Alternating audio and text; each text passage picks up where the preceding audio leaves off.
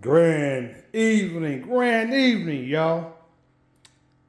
I'm just giving y'all a good bird's eye view of this DIY, meaning I made this, I created this, I invented this. I got a lot of advice from some carpenters, though. I asked for advice, but from the professional carpenters that I know.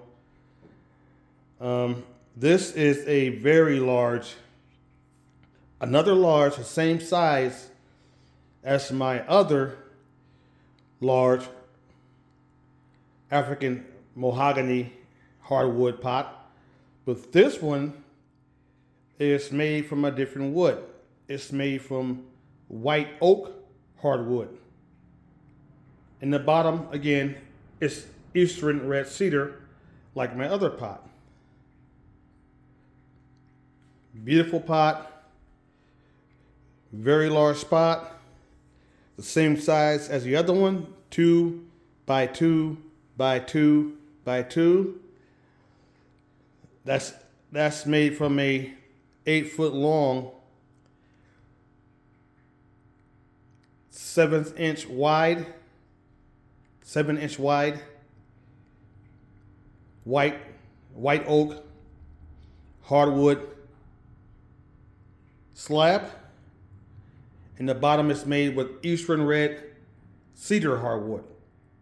Eastern red cedar hardwood. So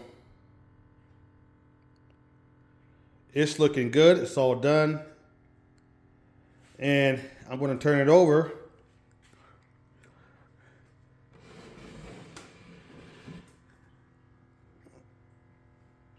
So you can see the inside of it. Beautiful. Beautiful large pot.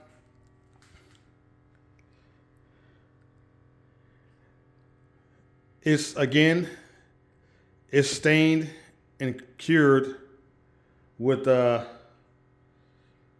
tung oil, and then again it's sealed with clear gloss sealer. So my second one is done, and I'm going to be making a whole bunch of these during the winter month, our light winter months here in southern Texas, in Ag Zone 9A, 9B, and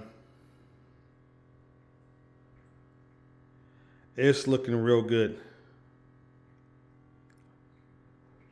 This one right here is not 12 inches deep. This one is only 7 inches deep, which is still plenty. It's not deep. It's the same size as the other one, but it's not 1 feet deep as the African mahogany hardwood. But it's still plenty of space in here.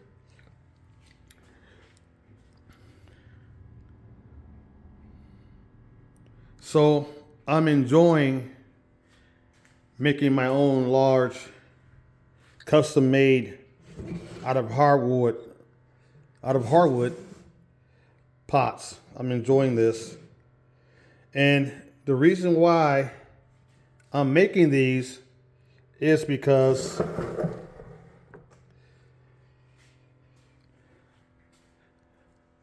a pot this large and horizontal, you really can't buy these pots. If I were to go and try to buy a very large, extra large, deep bonsai pot this big, it would cost me, at the least $500 to $1,000 for one of these. A pot made like this, a bonsai pot, not made with wood, but a bonsai pot made with the ceramic and all that would cost me a ton of money. But this is made with hardwood. Why am I making these beautiful large pots with hardwood? Because I learned when I was in the military during my naval career, I traveled all over the world in the Navy. And I loved going to places like Japan and Hong Kong, so forth. And I would go to their Zen gardens, especially in Japan. And I would talk to the bonsai masters. And they had these very large pots with dwarf fruit trees growing in them. Very large pots. They were growing dwarf apple trees, other dwarf fruit trees that were beautiful in these very large pots. And they were getting, these trees, they would trim and prune down. The trees only get about 4 to 5 feet, but you can prune them down smaller than that. No, these 4 to 5 feet trees that were nicely pruned and all that, they were generating lots and lots of fruit. I could not believe the fruit that these dwarf fruit trees were producing, growing out these large, beautiful pots. And it was just something amazing to see. So I told myself, one day, when I'm an older man, when I'm done, and I start my micro food forest, that I was going to do that. I was going to learn the craft of building my own DIY hardwood plots and growing lots of dwarf fruit trees in these beautiful pots. So, and that's what I'm doing. So,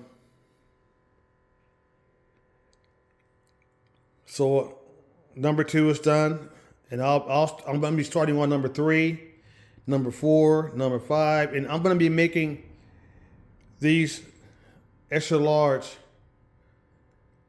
hardwood pots all the way probably until, I'm going to say, January, February, March, April. The next 4 months, I'm going to be making these pots. And each one of these pots will have a different variety of dwarf fruit trees growing in it. So right now, I'm making these extra large pots, hardwood pots, for my peach trees. I'm going to be buying some dwarf apple trees here in the very near future. Some golden Dorset dwarf apple trees and some Anna dwarf apple trees that can actually bloom and produce fruit down here in the south. These trees have very light chill hours, so they are bred to grow apples down south. And they're dwarf trees. So I'll be adding those apple trees to my variety of fruit trees in my micro food forest. I'm looking forward to that.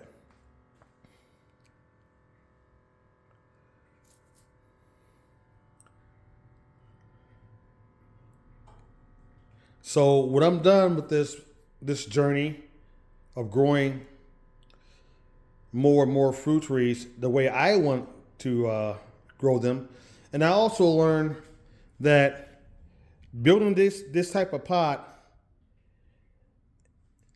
and potting a fruit tree in it, a dwarf fruit tree, you have very little bit of root wrap, with the roots wrapping around the tree. You don't have that because this is not a round pot. And this pot is very wide. So the root ball of the fruit tree can grow all the way out and fill this whole pot. And it's square. It's a square pot. It's square. It's not round. So that's another reason why I'm making my these large hardwood pots, because I don't have to worry about my fruit trees getting root bound in these large square pots. Another reason why I'm building these pots out of hardwood is that when you build a pot out of hardwood and you treat it with tung oil and you gloss it with clear urethane, a clear gloss coating, a hardwood will last outside for 50 or more years. You hear that, folks? These pots I'm making will last outdoors for 50 or more years. As long as you don't put the pot on the ground. That's why the pot I made feet for the pots. The pots will sit above the ground on round cinder blocks. And these pots, because they're hardwood, they'll last outdoors probably longer than I'm alive. 50 or more years. Isn't that amazing? Beautiful. So on to the next one. So it's our winter time in southern Texas. Not much of a winter here, not like it is in the Midwest or up east. But in the cold days, this is what I'm doing. I'm making more of these pots for my Dwarf fruit tree orchard. So and I'll continue on with that. So I'm looking forward to making more substrate. I make my own substrate to pot one of my another Bonanza Dwarf